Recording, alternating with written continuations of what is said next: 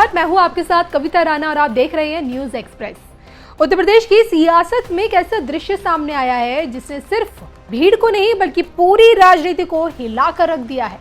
मंच पर खड़े एक कैबिनेट मंत्री अचानक फूट फूट कर रोने लगते हैं। शब्द टूटते हैं, आवाज कांपती है और आंखों से बहते आंसू सीधे सत्ता के दिल पर सवाल खड़े कर देते हैं। ये कोई आम नेता नहीं है, ये है संजय निषाद।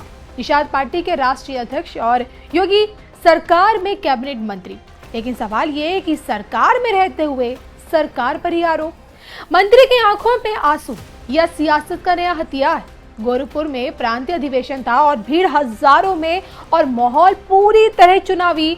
लेकिन अचानक जब संजय निषाद ने बोलना शुरू किया तो शब्दों से ज्यादा भावनाएं बहने लगी। हमारे समाज की बहु बेटियों की इज्जत आज भी लूटी जा रही है और हमारे साथ आज भी अन्याय हो रहा है। इतना कहते ही उनकी आवाज भर गई और वो रो पड़े। तो मंच पर मौजूद नेता सकते में, भीड़ पूरी तरह से खामोश और कैमरे उस एक पल को कैद करने में जुटे रहे।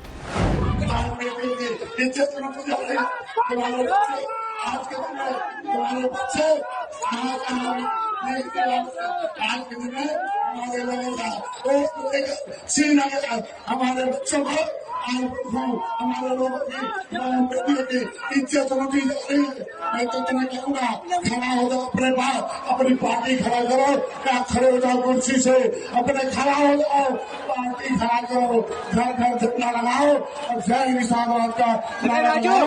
इसी मुद्दे से आपका हिस्सा बढ़ेगा। जय निषाद तुम्हारी बेटी की जब इज्जत लूटी जाती है, ये विरोधी उस इज्जत लूटने वाले के साथ खड़ा रहते हैं। बेटा तुम्हारा डॉक्टर संजय है कि जब मैं सदन में आवाज उठाता हूँ, जब बुलडोजर चलता है, तब तुम्हारी बेटी को न्याय मिलता है। ये डॉक्टर संजय है। मैं कहता हूँ, दलित भाई दवाओं के चक्कर में थे तो दलदल में थे, उन्होंने अपना दिल खड़ा कर लिया, आज महल में है। उनके बच्चे सरकार के पैसे से पढ़ रहे हैं। मेरा एक ही मांग है, हमारे बच्चों को संविधान में लिखा है कि निषाद के बेटे सरकार के पैसे से पढ़ेंगे, आगे बढ़ेंगे हर जिले में। तो सुन लिया आपने कि क्यों योगी के मंत्री इस वक्त सबसे ज्यादा रो रहे हैं और इसका कारण भी क्या है। लेकिन सवाल ये है कि नेता एक्शन करें और उस पर प्रतिक्रिया ना हो, ऐसा कैसे हो सकता है। लेकिन यहाँ सबसे बड़ा सवाल ये नहीं कि वो रोए, सबसे बड़ा सवाल ये है कि रो क्यों रहे थे। क्योंकि ये आरोप कोई विपक्ष नेता नहीं लगा रहा था, बल्कि ये आरोप लगा रहा है सत्ता में बैठा एक मंत्री। संजय निषाद ने साफ कहा है कि निषाद समाज का शोषण आज भी जारी है। पुलिस गलत मुकदमे दर्ज कर रही है और हमें हमारा हक नहीं मिल पा रहा है। और यहाँ तक कि उन्होंने मंच से ही पुलिस प्रशासन को चेतावनी भी दे दी। वहीं इस बयान के बाद राजनीतिक विश्लेषकों की एक अलग राय है।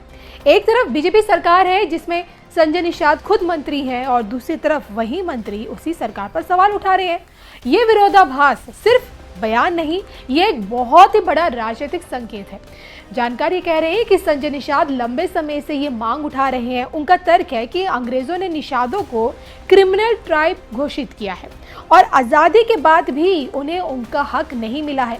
लेकिन सच्चाई ये है कि अब तक इस मांग पर कोई ठोस प्रगति नहीं हुई है और यही असंतोष अब आंसुओं के रूप में बाहर आता दिख रहा है। संजय निषाद ने सिर्फ भावनाएं नहीं दिखाई हैं, बल्कि उन्होंने सीधा राजनीतिक गणित भी सामने लाकर रख दिया है। यूपी के 160 सीटों पर निषाद वोट निर्णायक है। पार्टी इन सीटों पर अपनी ताकत भी दिखाएगी।